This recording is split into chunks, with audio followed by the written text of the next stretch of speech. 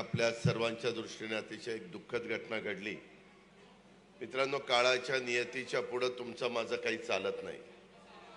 इथं आलेल्या प्रत्येक व्यक्तीला कधी ना कधी बोलावून आल्यानंतर जायचं हे सगळ्यांना माहिती आहे, ही जगाची रीत आहे। परंतु एकेकाळी ह्या भागाचं अतिशय चांगल्या प्रकारे लोकसभेमध्ये प्रतिनिधित्व केलेले आपल्या सगळ्यांचे सहकारी माजी खासदार हरिश्चंद्रजी चव्हाण साहेबांचं आज सकाळीच दुःखद निधन झालं आणि ते मी इथं आल्यानंतर मला कळालं। मी सुरुवातीलाच आपल्या सर्वांच्या वतीनं आणि तमाम माझ्या लोकसभा मतदारसंघातल्या जनतेच्या वतीनं व्यक्तिशः माझ्या वतीनं मी हरिश्चंद्र चव्हाण साहेबांना भावपूर्ण श्रद्धांजली अर्पण करतो। परमेश्वरचरणी प्रार्थना करतो की त्यांच्या कुटुंबियांना हे दुःख सहन करण्याची ताकद मिळो आणि त्यांना चिरशांती मिळो, अशा प्रकारची सुरुवातीलाच देवाच्या चरणी प्रार्थना करतो। पुन्हा एकदा त्यांना भावपूर्ण श्रद्धांजली अर्पण करतो। मित्रांनो, आज वेगळ्या कारणाकरता मी तुमच्या सगळ्यांच्या पुढे आलेलो आहे। सगळ्या महाराष्ट्रामध्ये उद्याच्या 20 तारखेला मतदान आहे। आज 14 तारीख आहे, 6 दिवस बाकी आहेत आणि महाराष्ट्रातल्या जनतेला निर्णय घ्यायचा आहे की 5 वर्ष ह्या राज्याची सूत्र कोणाच्या हातामध्ये द्यायचे। मागच्या निवडणुकीच्या काळामध्ये आपला नाशिक जिल्हा एक प्रगत जिल्हा, महत्त्वाचा जिल्हा आणि अनेक लोकप्रतिनिधी त्यांनी निवडून दिले। या जिल्ह्याने माझ्या निफाड विधानसभा मतदारसंघामध्ये इथं आपले महायुतीचे उमेदवार आणि माजी आमदार दिलीप बनकर काका यांना निवडून दिलं। आजच्या सभेला ते पण उपस्थित आहेत। आमचे अध्यक्ष राजेंद्र डोकळे असतील, आमचे सगळ्यांचे सहकारी यतीन कदमजी असतील, अनिल कुंदेजी असतील, भागवत बाबा बोरस्तेजी असतील, रवींद्र नाना पगार, विष्णुपंत म्हैसडुणे, बाळासाहेब क्षीरसागर, दिलीप नाना मोरे, त्याचबरोबर विश्वासराव मोरे, अर्जुनराव टिळे, शिवाजीराव ढेपले, सतीश भाऊ मोरे, लक्ष्मणराव निकम, बापूसाहेब पाटील, दिलीप नाना मोरे, सुरवाडे अप्पा, त्याचबरोबर प्रेरणाताई बलकोडे, सारिकाताई डेरले, शिवनाथ कडबाने, अश्विनी मोगल, सुनीताताई राजोळे, रंजन ठाकरे, सिद्धार्थ वनारसे, विठोबाराजे फडे, बापू काका गडाख, सचिन मोगल, राजेंद्र बोरा, विजय शेठ बाफना, सोनलाल भंडारी, शंकरराव वाघ, परेश शहा, दिलीप नाना मोरे, अशोकराव मोरे, केशवप्पा सुरवाडे, दत्तात्रय काळे, माझ्या निफाड परिसरातील जमलेले राष्ट्रवादी काँग्रेस पार्टी, भाजप, शिवसेना या जे सर्व उपस्थित असताना आमचे RPI आठवले साहेब, RPIचे इतर घटक, इतर आमचे घटक पक्षातले मित्र पक्ष, ह्या सगळ्या मान्यवरांचं, सगळ्या आजीमाजी पदाधिकाऱ्यांचं, आपल्या सर्वांचं मी मनापासून ह्या निमित्तानं स्वागत करतो। आज तुम्ही सगळ्यांनी माझ्या आधीच्या नेत्यांची भाषणं ऐकली। इथं मला माहिती आहे यावेळेस 288 जागाच्या निमित्तानं एकनाथराव शिंदे, देवेंद्रजी, आम्ही ज्यावेळेस एकत्र बसलो 288 जागांचं वाटप केलं, त्यावेळेस अनेक ठिकाणी तोलामोलाचे उमेदवार होते आणि काहींना थांबावं लागलं, काहींना पक्षाची शिस्त पाळावी लागली। माझ्या निफाड विधानसभा मतदारसंघामध्ये देखील यतीन कदमांनी उमेदवारी मागितलेली होती, त्याच्यामध्ये आमच्या शिवाजीरावांनी त्या ठिकाणी उमेदवारी मागितलेली होती, अनेकांनी उमेदवारी मागितली होती। मी मध्ये तुम्हाला आठवत असेल जनसन्मान यात्रेच्या निमित्तानं आलेलो होतो आणि त्यावेळेस पण आपण एकमेकाला भेटलेलो होतो। शेवटी मित्रांनो, आपण सगळेजण समाजाच्या करता काम करतो, विकासाच्या करता काम करतो। आज मोठ्या प्रमाणावर आपल्याला आपल्या राज्याचा सर्वांगीण विकास करायचा आहे। देशाचे पंतप्रधान यांच्या वेगवेगळ्या मीटिंग्स चाललेल्या आहेत, त्यांच्या मोठ्या मोठ्या सभा चाललेल्या आहेत। मध्ये आमच्या पुण्यामध्ये देखील सभा झाली, आज संभाजीनगरला फुलंब्रीला सभा आहे, त्याच्यानंतर मुंबईला देखील सभा आहे। ते त्यांच्या परीनं आपल्या महाराष्ट्रातल्या जनतेला सांगतायत। अमित शहा सांगतायत, इतर नेतेगण सांगतायत विरोधी पक्ष नेते येत आहेत. हा सगळ्यांना घटनेचे शिल्पकार डॉक्टर बाबासाहेब आंबेडकरांनी संविधानाच्या माध्यमातून दिलेला अधिकार आहे. प्रत्येकाला उभं राहता येतं, प्रत्येकाला आपली भूमिका मांडता येते. हा माझा मतदार जनता जनार्दन हे ठरवणार की उद्याच्याला कुणाला विधानसभेमध्ये पाठवायचं आणि कुणाला त्या ठिकाणी थांबवायचं. आज मी तुम्हाला सगळ्यांना आव्हान करण्याच्या करता आलोय. महायुतीच्या सरकारने गेल्या 2-2.5 वर्षामध्ये चांगलं काम करण्याचा प्रयत्न केला. काही राजकीय स्थित्यंतर घडली, एकनाथराव शिंदेंनी भूमिका घेतली, एकनाथराव देवेंद्रजी पहिल्यांदा सरकारमध्ये गेले. त्याच वेळेस आम्ही सगळ्यांनी राष्ट्रवादी काँग्रेस पक्षाच्या सर्वच्या सर्व आमदारांनी ठरवलेलं होतं. माझी सही होती, दिलीप काकाची सही होती, नरहरी झिरवाळची सही होती, माणिकराव कोकाटेची होती, सरोजची होती, भुजबळ साहेबांची होती, नितीनची होती, अनेकांच्या सह्या होत्या. पण त्यावेळेस काही अशी घटना घडली की ते जमलं नाही. परंतु सतत कार्यकर्ते म्हणायचे, माझे सहकारी म्हणायचे की दादा यंदा आम्ही निवडून आलो, परंतु करोनाचा काळ आला आणि पहिल्या 2.5 वर्षामध्ये जवळपास 1.5 वर्ष करोनामध्ये गेलं. करोनाच्याही काळामध्ये खरं अनेकांनी चांगलं काम आपल्या आपल्या भागामध्ये करायचं ठरवलं. तरी आज राज्यामध्ये जेवढे काही आमदार आहेत त्याच्यामध्ये सगळ्यात चांगलं काम जर कुणी केलेलं असेल तर त्या 5 आमदारांची नावं काढायची ठरवलं तर त्याच्यात तुमच्या दिलीप काका बनकरचं नाव घ्यावं लागेल. तुम्हाला सगळ्यांना माहिती आहे, मी स्पष्ट बोलणारा कार्यकर्ता आहे, माझ्यात मागं पुढं नसतं. आणि दिलीप काकांनी त्या काळामध्ये या भागात काही माझ्या परप्रांतीय लोक होती, त्यांना त्यांच्या गावाला जाता येत नव्हतं, काही अडचणी होत्या, लॉकडाऊन होतं, रेल्वे बंद झालेल्या होत्या, काही ठिकाणी आपण ST तात्पुरत्या घेतल्या आणि त्यांनाही वाटत होतं की आपण आपल्या घरी जावं.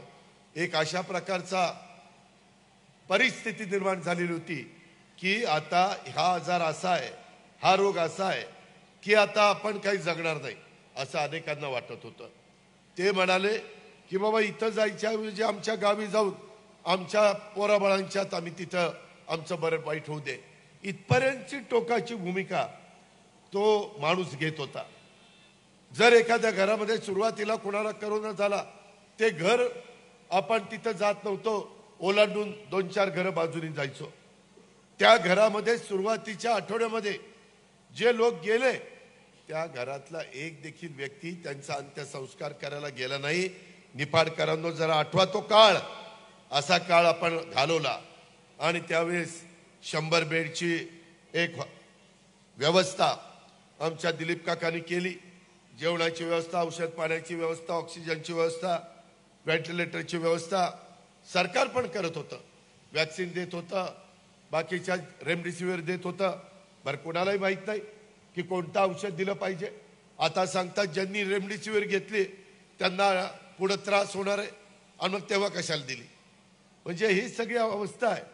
पण त्या काळामध्ये खरोखरीच एक चांगल्या पद्धतीनं पुढाकार घेऊन माणसं जगवण्याचं काम, त्याच्यामध्ये कुठल्याही परिस्थितीमध्ये आपली जबाबदारी, आपण लोकप्रतिनिधी आहे, आपण त्याच्यामधनं पळ काढता कामा नये अशा प्रकारची भूमिका दिलीप आणि दिलीपच्या अनेक सहकारी मित्रांनी घेतली. तुम्ही त्यांना साथ दिली आणि तो अतिशय मोठं आजाराचं संकट, रोगाचं संकट जगातनं सध्या गेलेलं आहे, राज्यातनं गेलेलं आहे, देशातनं गेलेलं आहे. पण त्याची किंमत आपण मोजली. अनेक जीवाभावाची लोक तुम्हाला मला सोडून गेली, त्यांनाही मी या निमित्तानं भावपूर्ण श्रद्धांजली अर्पण करतो. मित्रांनो, एकंदरीतच वेगवेगळ्या घटना घडल्या. आज माझा निफाड, मी मागेही या विधानसभा मतदारसंघामध्ये मतं मागायला आलोय. मागे मी तुम्हाला सांगितलेलं होतं की दिलीप काकाला निवडून द्या, मी तुमचा रानवड सहकारी साखर कारखाना, निफाड सहकारी साखर कारखाना चालू करायला त्या ठिकाणी मदत करतो. रानवड सहकारी साखर कारखाना चालू झाला. निफाडच्या बाबतीमध्ये आम्ही प्रयत्न करत होतो, परंतु हेमंत गोडसे माजी खासदार आणि DP कडलक यांना तो कारखाना टेंडरमध्ये त्यांचा हायेस्ट असल्यामुळं तो कारखाना त्यांच्याकडे चालवण्याच्या करता दिला गेला. पुढे त्यांना काय अडचणी आल्या. मित्रांनो, मी जरी राष्ट्रवादी काँग्रेस पक्षाचा कार्यकर्ता असलो आणि कुणी साखर कारखानेवाले माझ्याकडे आले आणि सांगितलं, दादा ह्याच्यातनं मार्ग काढा. मी माझ्याकडे असणारं अर्थ खातं, नियोजन खातं, अमित शाह साहेबांच्याकडे असणारं सहकार खातं, दिलीप वळसे पाटलाकडे असणारं सहकार खातं, सुदैवाने अमित शहाची आमची चांगली ओळख आहे, त्यांच्याकडे NCDCचा पैसा द्यायचा हातात आहे. आणि ह्या प्रकारे महाराष्ट्रातले अनेक कारखाने आपण सुरू केले, अनेक कारखान्याला आपण पाठबळ दिलं. पण मी आपल्याला स्पष्टपणे सांगतो, कारखान्याचा घास वाढवल्याशिवाय 1250चे कारखाने 2500चे कारखाने चालत नाही. आता निफाडकरांनो, कारखाने 5000च्या पुढं, 7500च्या पुढं, 10,000च्या पुढं, आमच्या काही भागामध्ये 15,000 मेट्रिक टनाचे, 17,000 मेट्रिक टनाचे आमच्या बबनदादा शिंदेंचा तर कारखाना जवळपास आज दोन्ही कारखाने मिळून ते 17-18,000 मेट्रिक टन क्रशिंग त्या ठिकाणी करतात. बदल झाला आहे, नवीन मशिनरी आली आहे, ऊस वाढतोय, पाण्याची व्यवस्था होतीये, लोकांचे कष्ट करण्याची तयारी आहे. काही जण चांगला भाव देतात.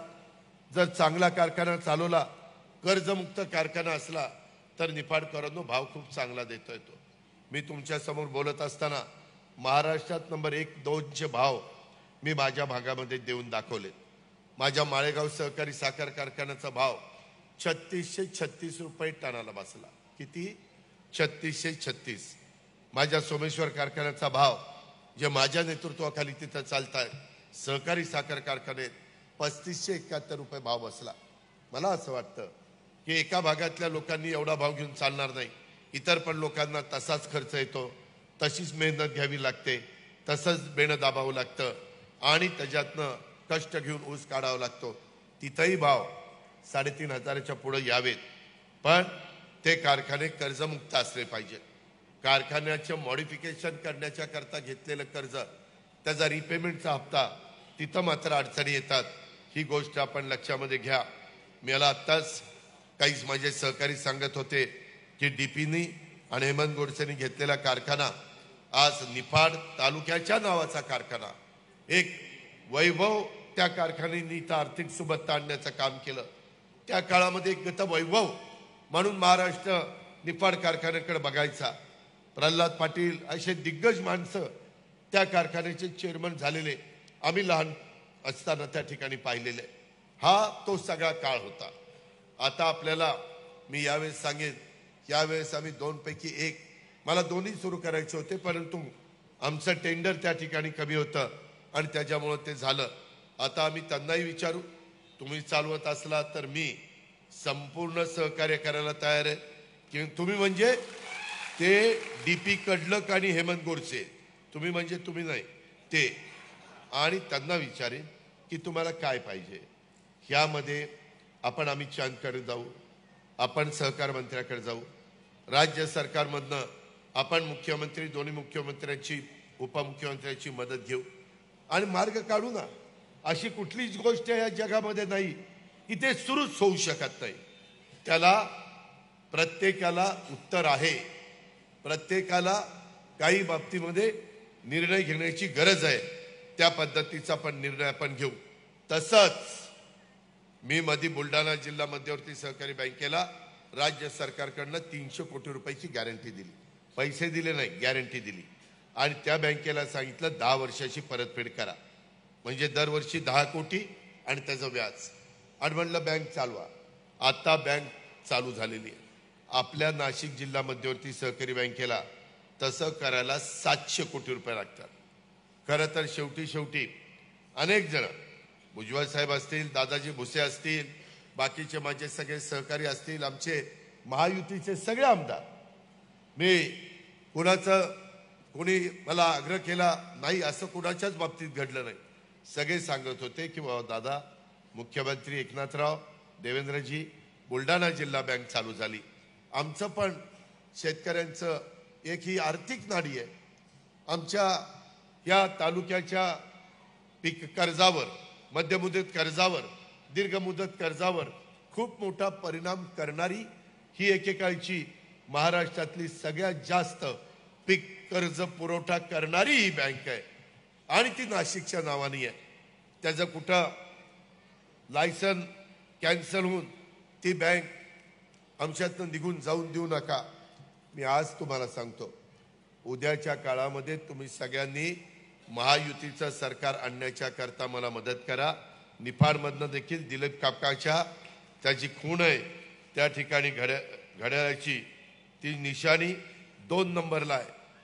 मशीनमध्ये वरून 2 आकडा काढायचा आणि दिलीप काकाचं फोटो बघायचा, त्याच्या पुढे घड्याळ असेल ते बटन दाबायचं आणि त्याला पुन्हा एकदा माझ्याबरोबर महाराष्ट्राच्या निफाडचं प्रतिनिधित्व करण्याकरता विधानसभेमध्ये पाठवा.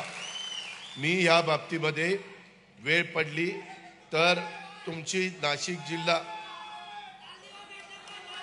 काम आधी निवडून दे, लाल दिवा लाल दिवा लाल दिवा, त्याच्यामध्ये तुम्ही पहिल्यांदा तुमचं काम करा रे, मग मी माझं काम करेन. त्यामध्ये माझी आपल्याला सगळ्यांना विनंती आहे की आपण असं म्हणलं तर भाषण मग नाही ते मग पुढचं काही नाही का बसायचं.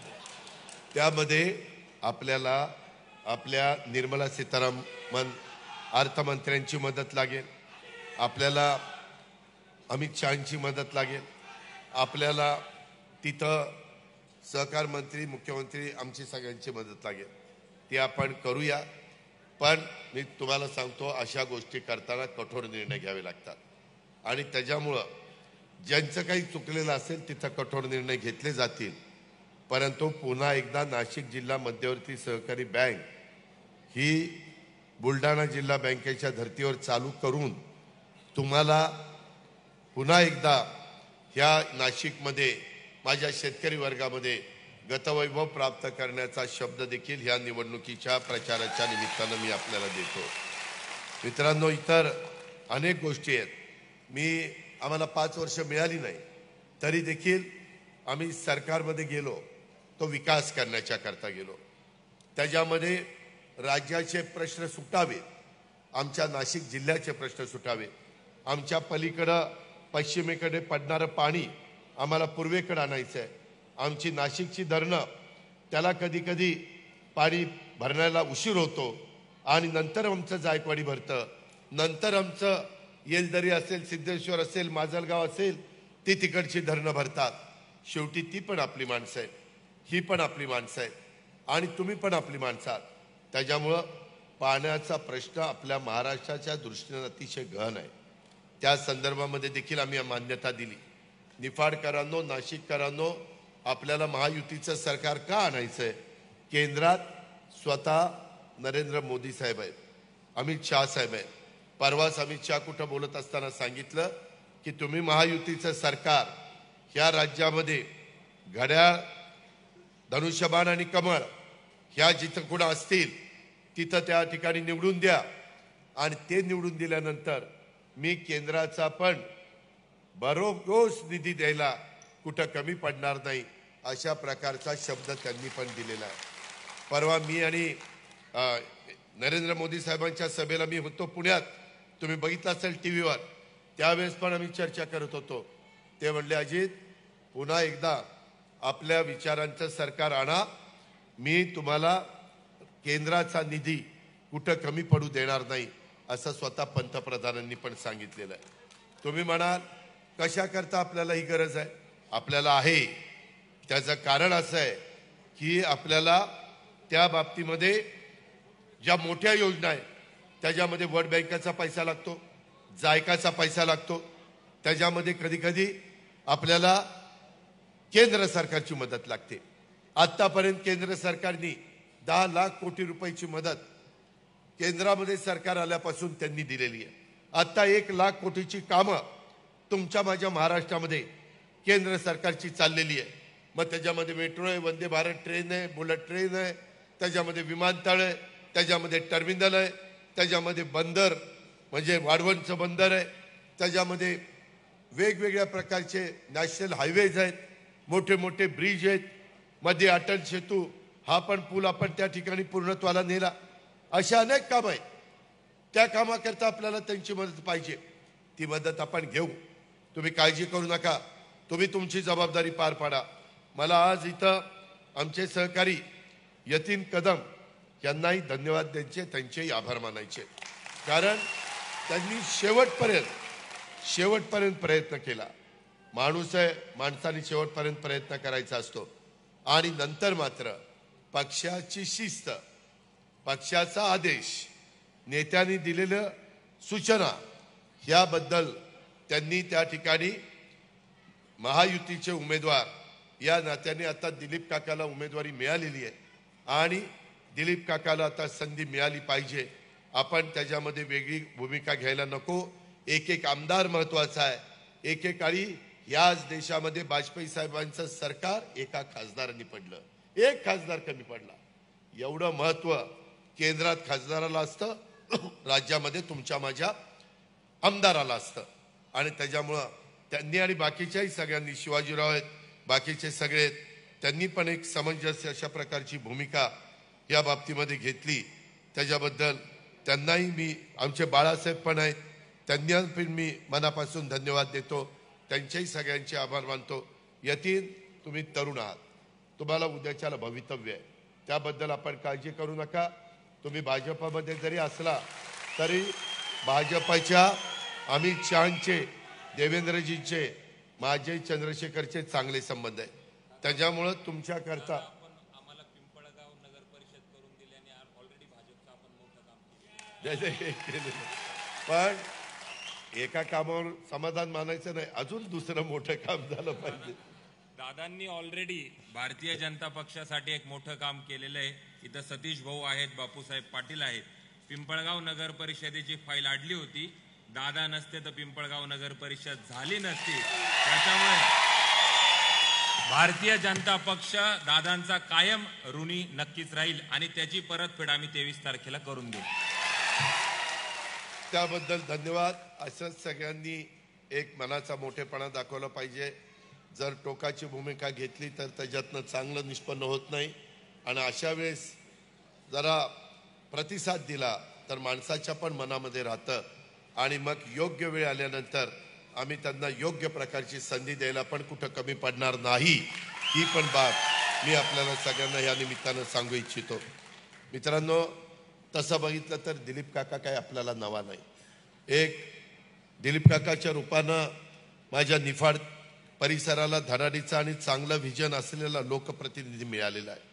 राज्याच्या विधानमंडळामध्ये निफाड मतदारसंघाचं, तसंच या भागातल्या शेतकऱ्यांचं, ह्या भागातल्या कष्टकऱ्यांचं, ह्या भागातल्या माझ्या मायमाऊलींचं, माझ्या बहिणींचं, माझ्या तरुणींचं प्रश्नासाठी दिलीप तात्यांनी सातत्याने आवाज उठवण्याचं काम तिथं केलेलं आहे. निफाडच्या विकासाची तळमळ मी स्वतः त्याच्याकडे पाहिलेली आहे. आणि दिलीप काकाच्या रूपानं एक धडाडीचा आमदार हा निफाडला मिळालेला आहे. त्याला पुन्हा एकदा आपल्याला विधानसभेमध्ये पाठवण्याचं मात्र काम हे आपल्याला करायचंच आहे. त्यामध्ये कदाचित 5 वर्षात कुठं काही शब्दांनी शब्द वाढतो, कुठं एखादं काम झालं नसेल, एखाद्याच्या बाबतीमध्ये काही नाराजी असेल, माझी तुम्हाला विनंती आहे, आम्ही पण अनेक वर्ष काम करणारे कार्यकर्ते आहोत. काम करताना कधी 100% कामं होत नाही, परंतु कुणी आपण एकमेकाला नेहमी साथ दिली पाहिजे. आणि काही झालं असेल तर ते तुम्ही माफ केलं पाहिजे. पुढं चांगलं कसं करता येईल याबद्दलचा प्रयत्न दिलीप काकाही करेल, त्याच्याबद्दल मी पण लक्ष देईन. आणि बाकीच्या सगळ्यांनी, इथं बसणाऱ्या सगळ्यांना मी सांगतो, जर तुम्हाला काही शंका कुशंका, जिल्हा परिषदेला काय होईल, तालुका पंचायतीला काय होईल, नगरपालिकेला काय होईल, महानगरपालिकेला नाशिकला काय होईल, तुम्ही काळजी करू नका. मी तुमच्या बरोबर आहे. त्यामध्ये काहींना असं वाटेल की उद्याच्याला एखादा माणूस आमदार झाला की तो त्यांचंच रेटून धरेल. दिलीप काकाचा स्वभाव तसा नाही. त्याच्यामध्ये मी हस्तक्षेप केल्यानंतर दिलीप काका माझंच ऐकणार, तो दुसऱ्याचा कुणाचा ऐकणार नाही. आणि मी कुणावर तुमच्यावर अन्याय होऊन देणार नाही. ही पण बाब माझ्या सहकारी मित्रांना या निमित्तानं मी सांगतो. दुसरी महत्वाची गोष्ट, मायमाऊलींनो, आपला हा मतदारसंघ आहे, हा 2,95,000 एवढ्याच मतदारांचा आहे. बरोबर आहे अध्यक्ष? 2,95,000 मतदारसंघाचा. ह्या मतदारसंघामध्ये सगळ्यांच्या प्रयत्नातनं जी आम्ही मुख्यमंत्री माझी लाडकी बहीण योजना आणली, त्यामध्ये किती महिलांना त्या योजनेचा फायदा मिळाला तुम्हाला माहिती आहे? 1,29,000. म्हणजे 2-2.5 माणसामागं, मतदारांमागं, 2 ते 2.5 मतदारामागं 1 मतदार हा त्या योजनेचा फायदा घेतलेला आहे. आम्ही शब्दाचे पक्के आहेत. मी जूनमध्ये अर्थसंकल्प सादर करत असताना केला सादर, विरोधकांनी मला टार्गेट केलं, म्हणले तिजोरी खाली करायला चाललाय हा माणूस, राज्याला कंगाल करायला चाललाय, महाराष्ट्राला दिवाळखोरीत काढायला चाललाय, आर्थिक शिस्त बिघडायला चाललाय. निफाडकरांनो, मी अतिशय कडक स्वभावाचा आहे, पण मी आर्थिक शिस्त पाळणार आहे. माझ्या इथल्या एक देखील संस्था तुम्ही बघितली तर अतिशय उत्तम पद्धतीने आम्ही त्या संस्था चालवतो. कुठेही तिथं गालबोट लावून देत नाही. वेळ पडली तर आम्ही कमीपणा घेतो, पण संस्थेचं हित पहिलं जपतो. किती जवळचा माणूस आला आणि सांगितलं की इथं काहीतरी विशेष बाब करा, नाही, नियमामध्ये बसत असेल तरच होईल, विशेष बाब नाही. म्हणून आज आमच्या बँका नंबर 1 आहे. 0% व्याजाने मी माझ्या पुणे जिल्ह्याला पीक कर्ज देतो शेतकऱ्यांना. का शेतकऱ्यांचं भलं होणार नाही? ह्याच्यामध्ये मायमाऊली आहेत. ही योजना आणताना विरोधक कोर्टात गेले. काही माजी आमदार मंत्र्यांनी सांगितलं आमचं सरकार विरुद्ध आम्ही योजना बंद करू. अरे काय तुमच्या घरची योजना आहे बंद करू? आम्ही काही गरिबाला दिलं ना, जातपात बघितली नाही, कुठल्या समाजाची बघितली नाही. ती आमची बहीण आहे ना, तिला मिळालं पाहिजे. तिला मान सन्मान प्रतिष्ठा दिली. आम्ही कशातनं दिली? सत्तेमध्ये सहभागी करून. नरेंद्र मोदी साहेबांनी 2029ला त्यांना खासदार आणि आमदार म्हणून देखील आरक्षण देऊन टाकलंय. पुढच्या वेळेस 1/3 महिला ह्या खासदार होणार आहेत, 1/3 महिला ह्या आमदार होणार आहेत. तोही कायदा झालेला आहे, त्याबद्दल काळजी करू नका. पण आज ती खुरपणीला जाती, रोजगार हमीच्या कामाला जाती, धुणं भांडी करती, ती त्या ठिकाणी झाडू पोतना करती, काही ठिकाणी 4 घरी जाऊन स्वयंपाक करून स्वतःचा उदरनिर्वाह चालवती, कुठंतरी महत्वाच्या मंडईमध्ये जाऊन त्या मार्केट कमिटीतनं कांदे बटाटे गोळा करते आणि विकत घेऊन ती किरकोळ विक्री म्हणून करते. त्यावेळेस तिची संध्याकाळी चूल पेटते. भाजीपाची विक्री करते, त्यावेळेस तिची संध्याकाळची चूल पेटते. आज इतक्या वर्ष आम्ही सत्तेमध्ये आहोत, आमचंही कधी लक्ष गेलं नाही, आम्हालाही दोष आहे, पण समोरच्या विरोधकांचंही गेलं नाही. आणि आम्ही त्यांना 1,500 रुपये द्यायचं ठरवलं. आमची चेष्टा केली, 1,500 रुपये. अरे तुम्ही 1.5 रुपये 1.25 रुपये पण दिला नाही, कशाचं मला सांगता? तुमचं सरकार असताना तुम्ही 1.25 रुपये दक्षिणा पण दिली नाही. मी कमीत कमी माझ्या बहिणीला 1,500 द्यायचा प्रयत्न एकनाथराव शिंदे, देवेंद्रजी आम्ही केला ना. आम्ही सुरुवात तर केली. म्हणले हे देणार नाहीत, ही चुनावी जुमला आहे, हे फसवतायत. अरे फसवायला आम्ही नाही जन्माला आलोय. आम्ही शब्द पाळणारे, वचनपूर्ती करणारे आणि वादा तो निभावणारे आम्ही कार्यकर्ते आहोत. पहिल्या जुलैमध्ये जाहीर केलं, ऑगस्टला पैसे दिले. आदिती तटकरे त्या खात्याची मंत्री, तिला सांगितलं आदिती कुठं अडचण येता कामा नये, कुठंही गळती होता कामा नये. डायरेक्ट तिचं आधार कार्ड माझ्या मायमाऊलीचं आणि तिच्या अकाउंटला पैसे, मध्यस्थी नाहीच. नाहीतर ते कुणीतरी तू जाऊन दे, मग त्यांनी 1,500 लाडकी बहीण तुला 1,500 1400 घे, तुला 100 मला राहून दे ना, झालं मग. मला एक तर पैसे कमी, त्याच्यातही 100 रुपये काढायला निघाला. असं काही ठेवलं नाही. जुलै ऑगस्टचे पैसे ऑगस्टला दिले, सप्टेंबरचे दिले. ऑक्टोबरला लक्षात आलं की आता आचारसंहिता येणार आहे, ते पैसे आम्ही त्या पद्धतीनं तुम्हाला ऑक्टोबरलाच दिले. 1, 2, 3ला दिवाळी होती. दिवाळीच्या आधी पैसे मायमाऊलींना मिळाले की नाही? मिळाले. त्या पद्धतीनं तुला नाही दिलं, त्यांना दिले. त्याच्यात मायमाऊली खुश झाल्या. तुम्ही काळजी करू नका, आपल्याला पुढे ही योजना 5 वर्ष चालू ठेवायची आहे. तुम्हाला माझ्या शेतकरी बांधवांना 3, 5, 7.5 पाऊस काळ चांगला झालाय, धरणात पाणी आहे, नांदूर पाणी आहे, कॅनॉलला पाणी येणार आहे, विहिरीला पाणी, बोरला पाणी आहे. तुमचं बिल माफ करून टाकलेलं आहे. मागचं बिल द्यायचं नाही. विरोधक खोटं सांगतायत, मागचं बिल देतील, अजिबात देणार नाही. मागचंही बिल द्यायचं नाही, चालू बिल द्यायचं नाही आणि पुढचंही बिल द्यायचं नाही. या पद्धतीनं काम करा. आणि पुढं मी आणि देवेंद्रनी 9,500 मेगावॉट आम्ही आता सोलरवर वीज तयार करतोय. सगळं काम सुरू झालेलं आहे. 35,000 एकर जमीन वेगवेगळ्या लोकांना दिलेली करारांनी ती वीज आल्यावर तुम्हाला दिवसा वीज मिळणार आहे. दिवस उजाडला, पंप चालू, पाटानी पाणी द्या, पंप चालू करा, ड्रिपनी द्या, स्प्रिंकलरनी द्या, ज्याने द्यायचं आहे त्यांनी द्या. पंप चालू, दिवस मावळला, गरीब बायका पोरांच्यात जायचं, घरच गाठायचं, दुसरी कुठे जायचं नाही. आणि बायका मुलांच्यात राहायचं, गप्पा मारायच्या, जेवण करायचं, पोराचं कसं चाललंय, पोरीचं कसं चाललंय. आता काय होतंय, आठवड्यातले निम्मे दिवस रात्री, ती रात्री बिबट्या कधी सांगता येत नाही. त्याच्यातनं काही ठिकाणी गवे येत आहे, काही ठिकाणी ती रानडुकरे येत आहे, काही ठिकाणी विंचू, काटे, साप काही पण येते. आणि त्याच्यातलं घरची पण लोक घाबरून आता कधी माणूस आपला घरी येईल. आता तसं आम्ही ठेवणार नाही. मी आज तुम्हाला सांगतो, पुढच्या 6 महिन्यात माझ्या महाराष्ट्रातल्या शेतकऱ्यांना दिवसाच वीज शेती करता मिळणार.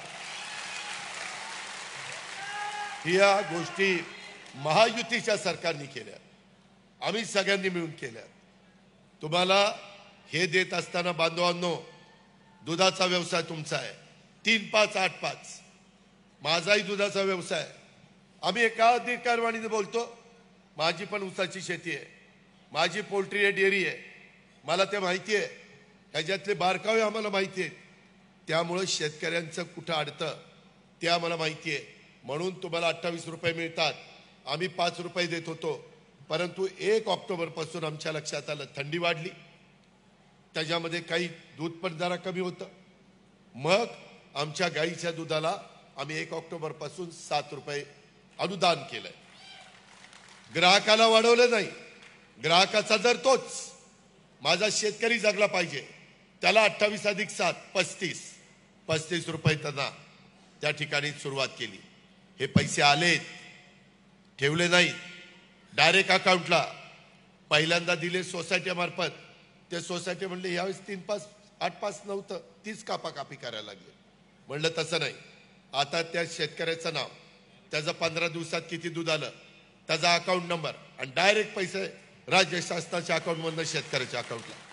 माझा प्रयत्न, मुख्यमंत्र्यांचा, देवेंद्रजीचा प्रयत्न, माझ्या सगळ्या आमदारांच्या संमतीनं पारदर्शकता आणायची, मधी काही गळती नाही झाली पाहिजे.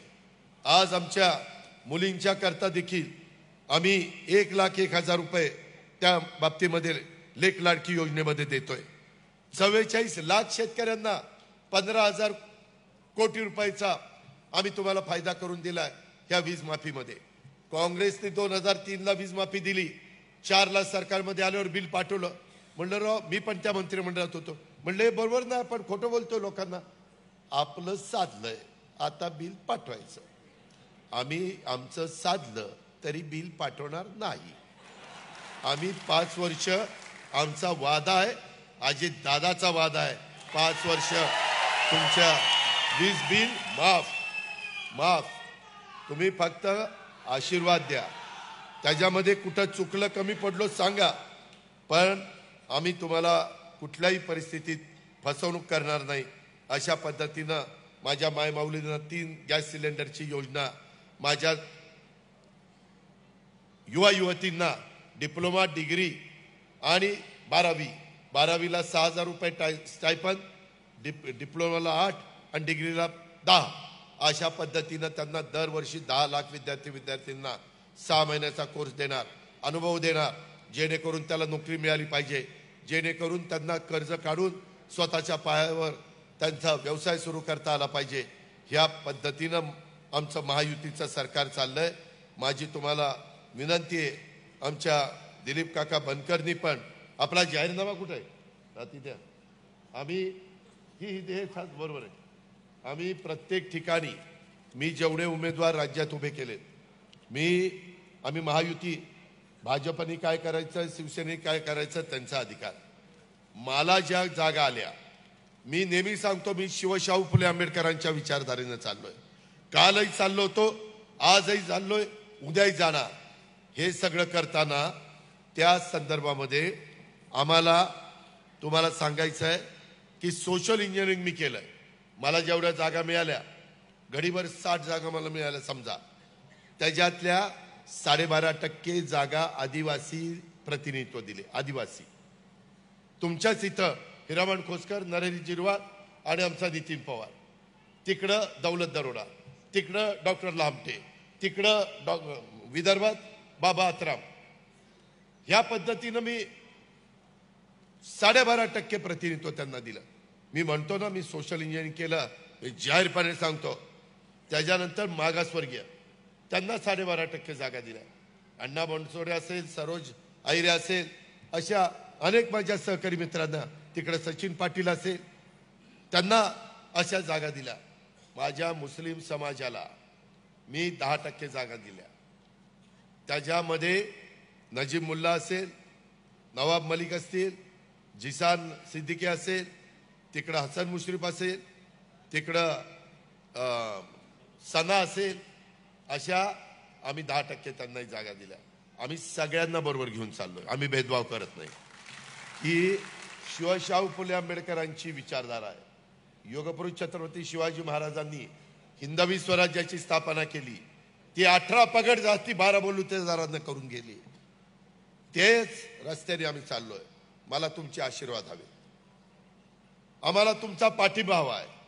आम्हाला तुमचं बहुमोल असं मत हवं आहे. आणि ते मशीनमध्ये दुसऱ्या क्रमांकावर दिलीप काका बनकरचं तिथं नाव आहे. बटन दाबायचं आणि पहिल्या क्रमांकाने निवडून आणायचं. बटन दाबायचं. सगळ्यात जास्त मतांनी आता आपल्या मागं यतीनची पण ताकद आहे. यतीन पण ताकदवान आहे. चालणार असं म्हणून चालणार नाही. त्याच्यामध्ये आमचा बाळासाहेब पण ताकदवान आहे. सगळे आमचे ताकदवान सहकारी आहेत. आमचा राजेंद्र डोकळे हे तर आमचे पहिल्यापासून अध्यक्ष आहेत. कश काय ताकदवान आहे. मी पण त्यांना घाबरतो. मित्रांनो, गमतीचा भाग जाऊ द्या, पण माझी विनंती आहे, हा जाहीरनामा मी निफाडचा दिलेला आहे. प्रत्येक मतदारसंघाचे जाहीरनामे आहेत. राज्याकरता काय करणार तो जाहीरनामा, महायुती करणार काय तो जाहीरनामा, आणि हा आमच्या उमेदवाराचा जाहीरनामा. ही कामं आम्हाला करायची. माग जी कामं केली तीच पण सांगितलीत. 1600 कोटी रुपयाची कामं, 1600 कोटी रुपयाची कामं केली. आता पुढच्या वेळेस मी आज तुम्हाला सांगतो 3000 कोटी रुपयाची कामं करून दाखवली. आपला शब्द आहे, आपला वादा आहे 3000 कोटी. तशा पद्धतीनं तुम्ही घोषणा नुसत्या देऊ नका, बटन दाबायची. याच्यातच जोर गेल्यावर 20 तारखेला काय कराल. जोर जरा जवळ ठेवा आणि तुम्ही पण या टक्केवारी मताची करा. माय माऊलींनो, तुमचा लाडका भाऊ तुम्हाला सांगतोय, तुम्ही माझा ऐका. घड्याळाच्या चित्राचं बटन दाबा. पुढं तुमची पण योजना चालू राहील. पुढं आणखीन काही तुम्ही सांगितलं, बांधवांनो तुम्ही सांगितलं, ती करण्याची धमक आणि ताकद महायुतीमध्ये. का तर केंद्र सरकार आमच्या बरोबर आहे. त्यांचा आम्हाला पाठिंबा आहे, त्यांचा आम्हाला आधार आहे. आणि ह्या पद्धतीनं आपण चांद्यापासून बांद्यापर्यंत तुमच्या माझ्या महाराष्ट्राला अतिशय जोमाने पुढे नेण्याचं काम करू आणि पुन्हा एकदा दिलीप काकाला आमदार करू. एवढीच आग्रहाची, नम्रतेची, कळकळीची विनंती करतो आणि थांबतो. जय हिंद, जय महाराष्ट्र, जय महायुती.